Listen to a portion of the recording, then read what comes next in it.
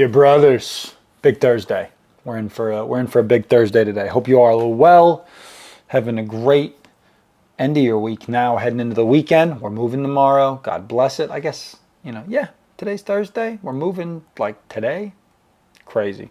All right. So the other day I made a post about the snooze button, and I actually got some cool feedback on that. And so I wanted to do a full episode on the admiration for the snooze button.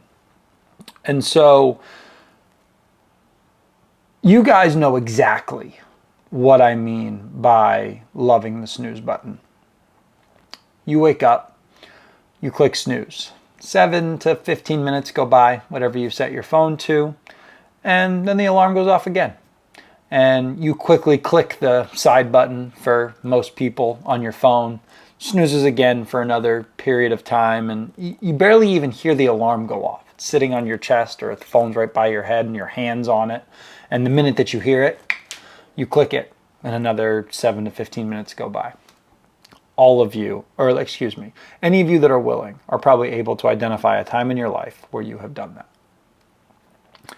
Before you know it, an hour has gone by, and you have to quickly get out of bed and get your shit together, which inevitably ends up with you being late or rushing to work or meetings or trying to get the kids to school and rushing into the car.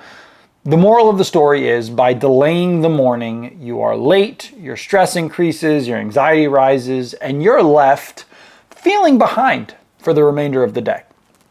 That was me for many, many years. I was a pro procrastinator. One of the best in the business. I put off the day's rituals and work happily each and every morning. Some of this was no doubt habit. I was used to clicking the snooze button pretty much every morning, and so that was my routine. I even set my alarm clock earlier just to be able to basically hit the snooze button more. And I felt like at least I was trying to get up earlier. Many of you have probably had that exact experience. And I'm going to ask you this question, just like I had to ask myself this question. What do you get out of snoozing? And more importantly, why even hit the snooze button in the first place? So, regarding the first question, you get absolutely nothing out of hitting the snooze button.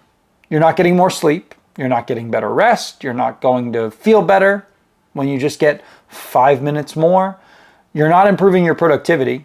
You're not enhancing recovery. You're not spending time on bettering yourself. You're literally doing nothing that actually improves your life. So that begs the second question that I mentioned. If you get nothing from hitting that snooze button, why are you even pushing it in the first place? That right there is the right question, gentlemen. Why are we even pushing it in the first place if we get nothing out of it?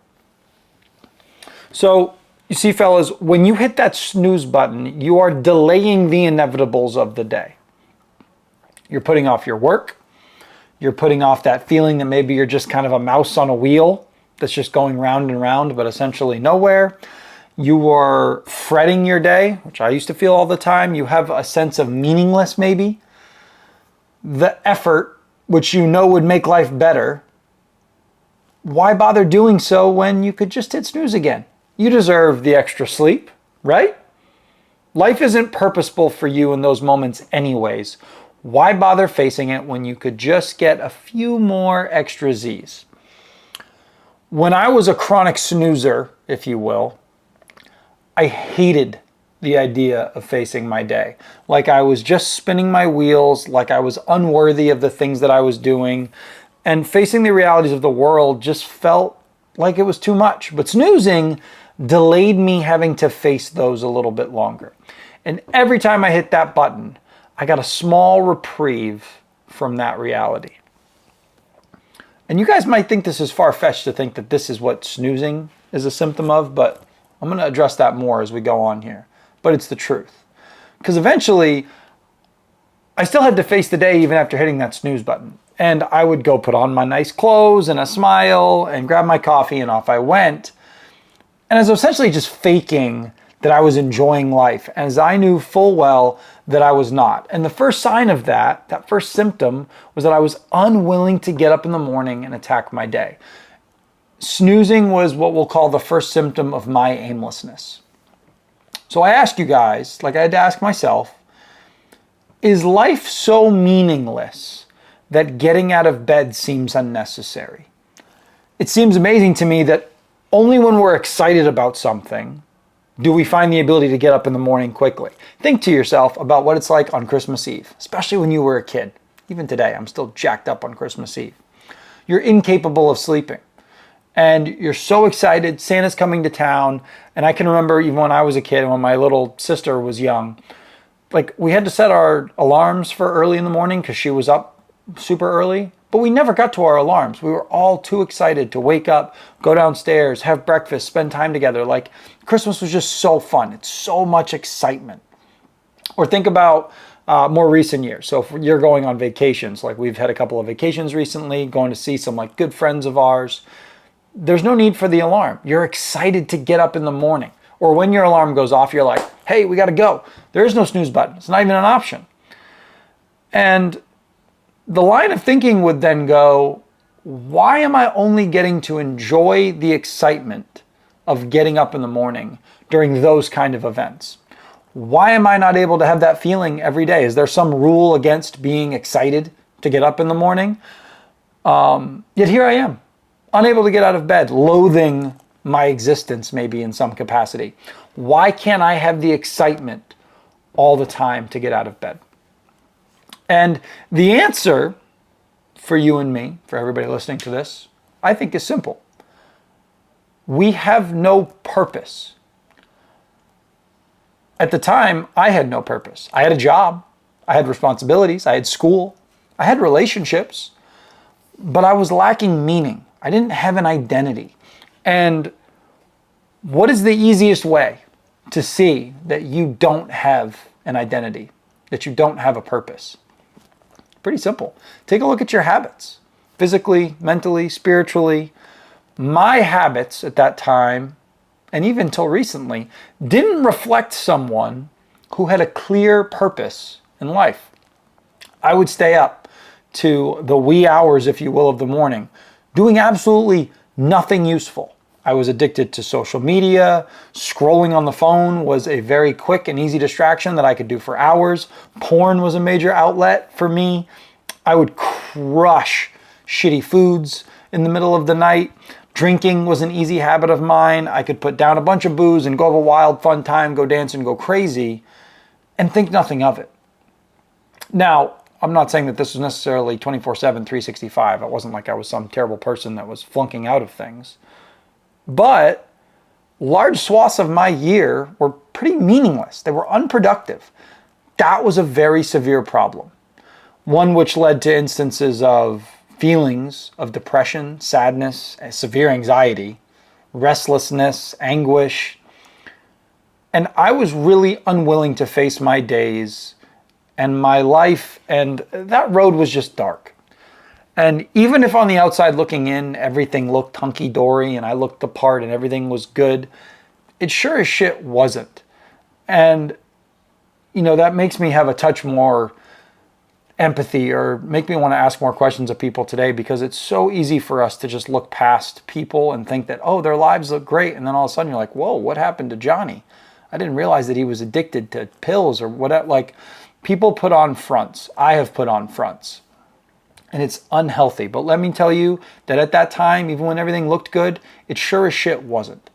And, you know, thank you to some incredible friends placed into my life at the exact right time and God's immense grace, I've been able to come out of that hole. But I can still see and have the remnants of the snooze button issues today, right now. Just this last couple of weeks, you guys know that we have been getting ready for moving and we're packing the house, and, you know, our routines have gone to complete shit.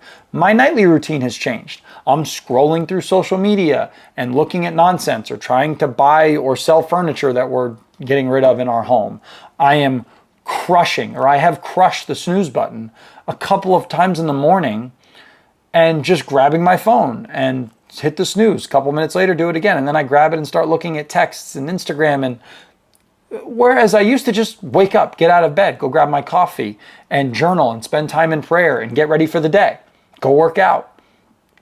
And all of this is because I was temporarily losing sight of my identity and my purpose. And I was allowing the trivial aspects of the world to kind of run my life.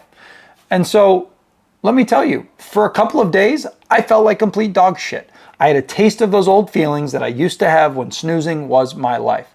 And I have absolutely no time for that, boys. I got right back on the horse as quickly as I got off, or as quickly as I could. And that's really all that matters. So let me tell you all something today. If you resonate with that idea of the snooze button and hitting it and what I've talked about, where sometimes you just find yourself crushing that thing, let me give you some advice that hopefully is good. I like to think that I give decent advice, but maybe not. You guys tell me. When you have a clear purpose, a clear identity, it gives you a duty. That means when you wake up in the morning, your duty calls. Your purpose has to be fulfilled. The gifts you have been given are needed by the world. The snooze button is not an option when you have a clear why for your life here on earth.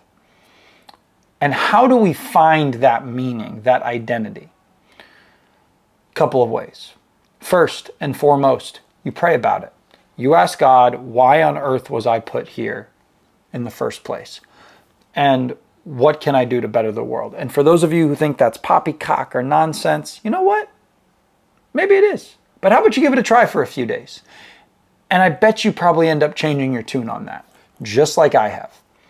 Number two, find the things in your life that bring you the most fear or pull your heart the most, and you should start leaning into those. Simple example, if you feel a pull to write a book, but you're terrified of doing so, it gives you like this, like your stomach almost gets into cramps. You almost like start breathing heavily, like, oh my gosh, I don't know if I should do that.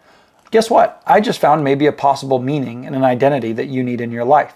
You may be meant to be a writer who provides hope to others. And yet, the snooze button is stopping you from giving that gift to the world. Imagine if you had an hour every morning that you wrote instead of hitting the snooze button. Woo! It's a lot of books getting pushed out in a year.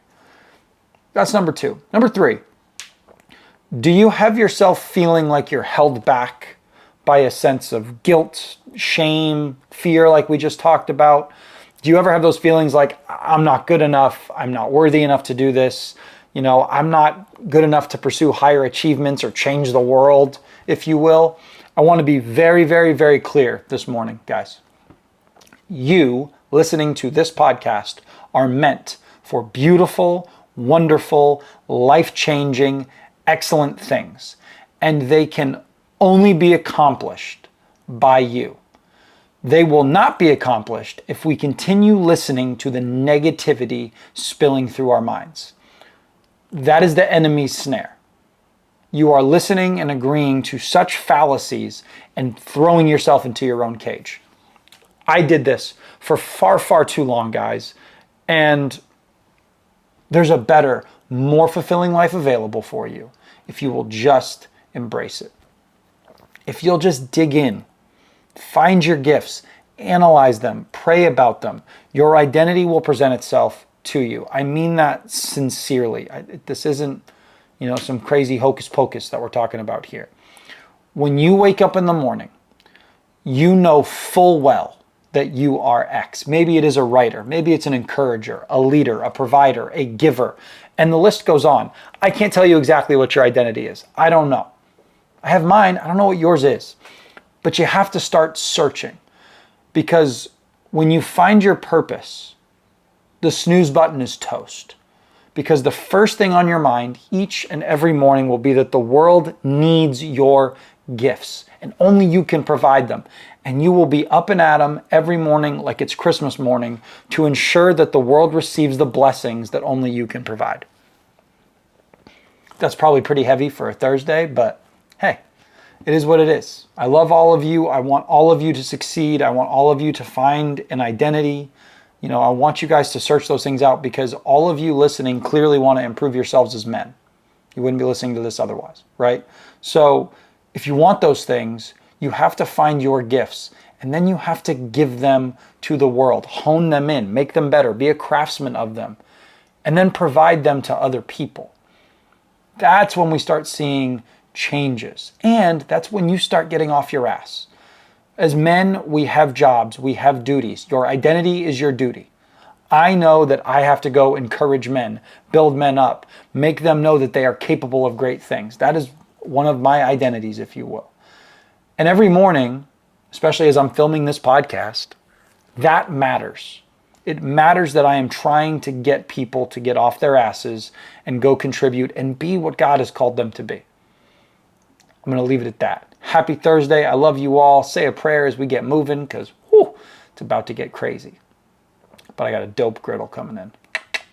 There'll be videos of that later. God bless you all. Be strong. Let's get after it today, boys. We'll see you.